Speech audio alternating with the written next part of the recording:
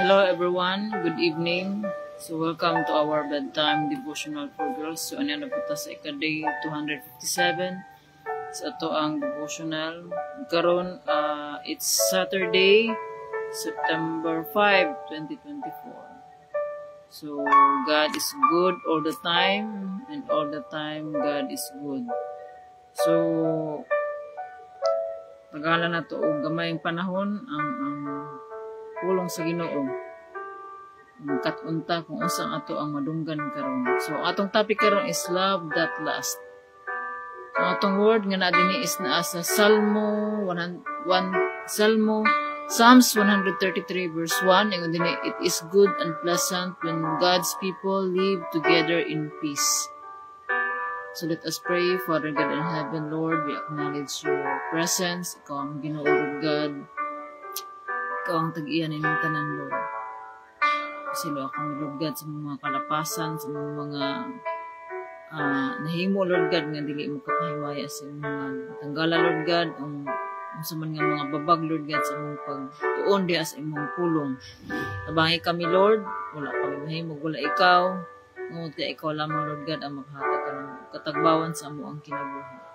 Salamat, Lord, sa kusog. Salamat, Lord God, sa imong balaang espiritu nga nagiya ka namo, Lord God. Salamat, Lord, sa kaalam, sa kahibalo nga makasabot kami sa imong mensahe, sa imong ipadayag, Lord God, sa imong pulong, Lord God, nga maoy kini magpalulong sa among pagtuo diha kanimo, Lord.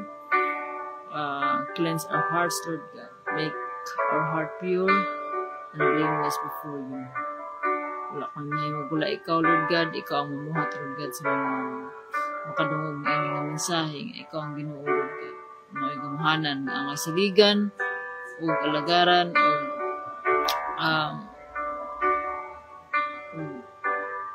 higugmaon sa kanunay. Dalaygon ka, Lord.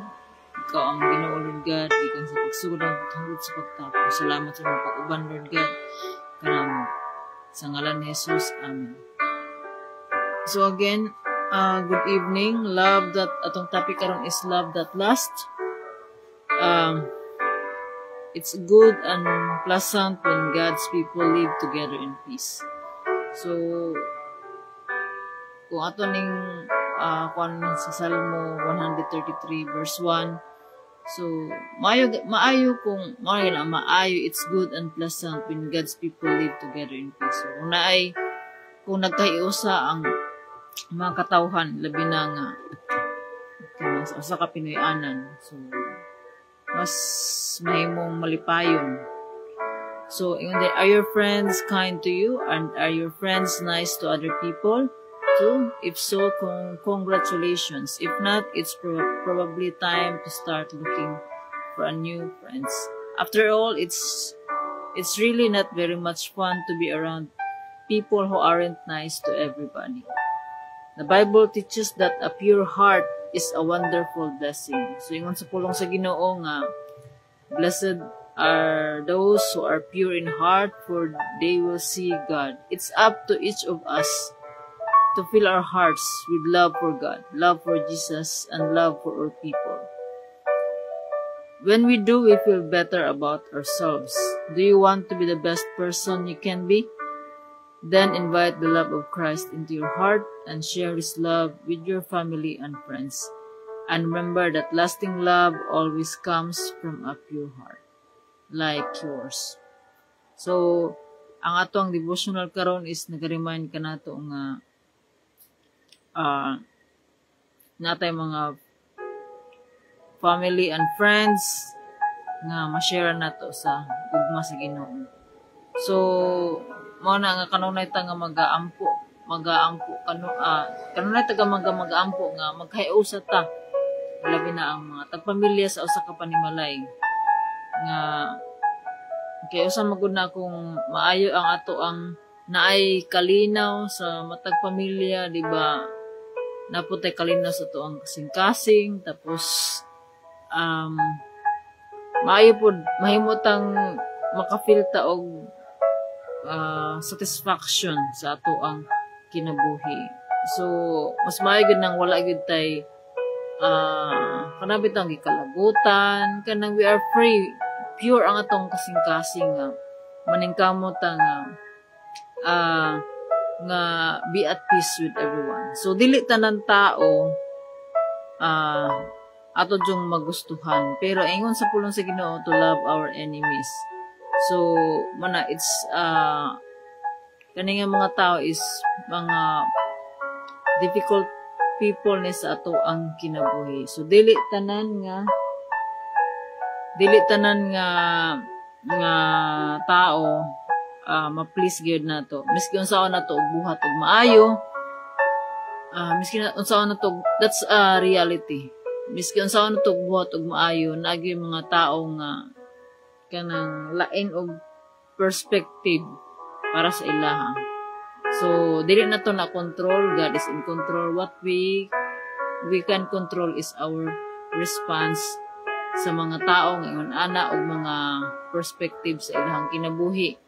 So dili nato na hold, so ang ato ang hold is ang ato ang response. So ang Ginoo nagatan-aw kanunay sa ato ang mga kasing-kasing. So aduna tay mga desires. Let our desires be for God. Let our desires be to please God. Let our desires be to fulfill the purpose sa Ginoo sa ato ang kinabuhi.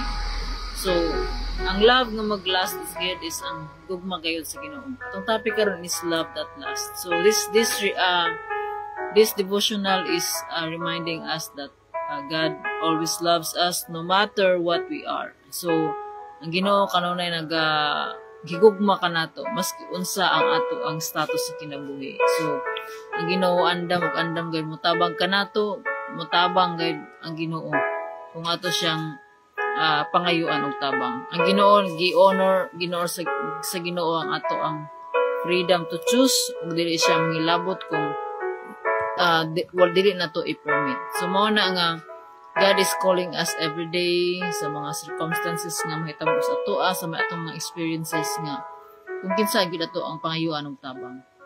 So mao na nga if we have struggles sa ato ang natay mga struggles sa ato ang pamilya, so kana siya nga mga struggle is meaning nagapanglihok ang Ginoo kanato nga meaning na acknowledge nato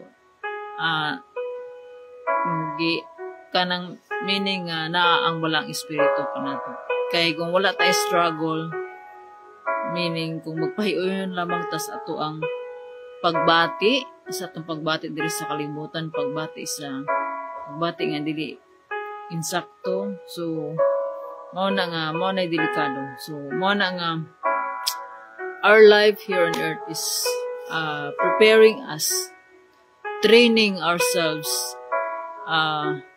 to be in heaven. So ang ato ang kinabuhi diri is a battle between good and evil. So ang ato ang battle is naa diri sa ahon-ahona.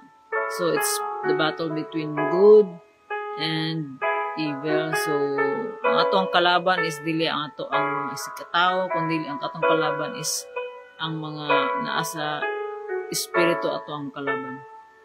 Mao na ingon sa pulong sa Ginoo. So mao ganin nga if we are careful enough to know kinsa ang ato ang kalaban, kung daghang gamiton ang kaaway na para lamang nga maguba ta, ma-distract ta. Ako nagapasalamat ko kanunay sa Ginoo nga I have struggles. Daghang kong struggles sa kinabuhi. So mao na nga daghang mga distractions nga karon sa oras. Daghang mga distractions nga para lamang nga maguba. So mao na nga ako pud pangayo og tabang sa Ginoo nga ang Ginoo gayud ang daog. So, salamat sa kadaogan.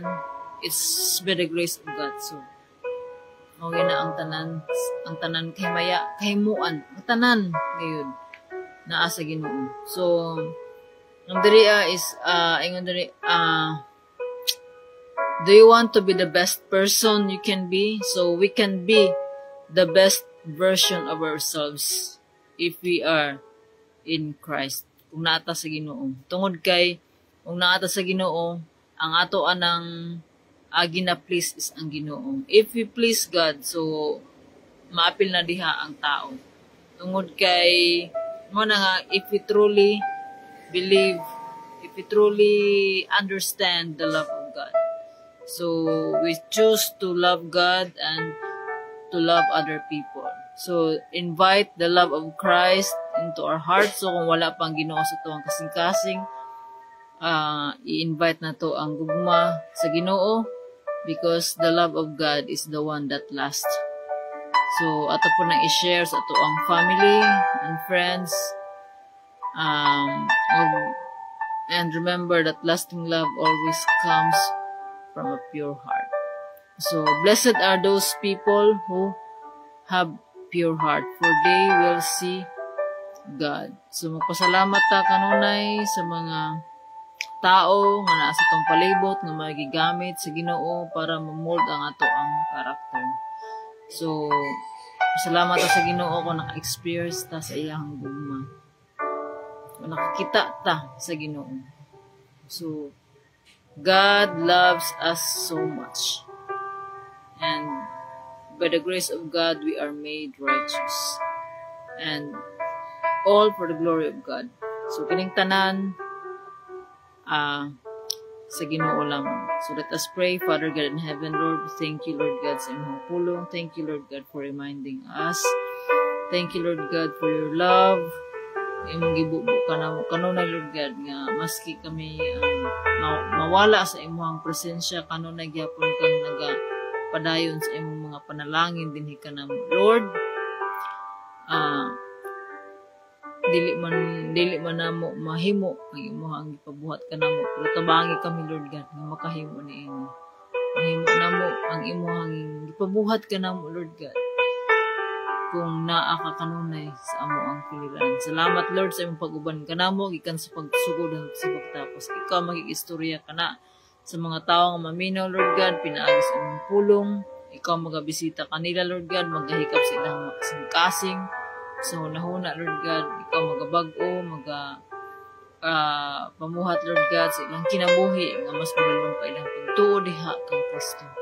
Tabangi kaming tanan, Lord God, ang dili kami mawala diha kanimo, Lord God. Tabangi kami, Lord, kay ang among panabanggan nagikan lamang diha kanimo. Salamat, Lord God, sa kadaugan. Salamat, Lord, sa imong gugma, grasya o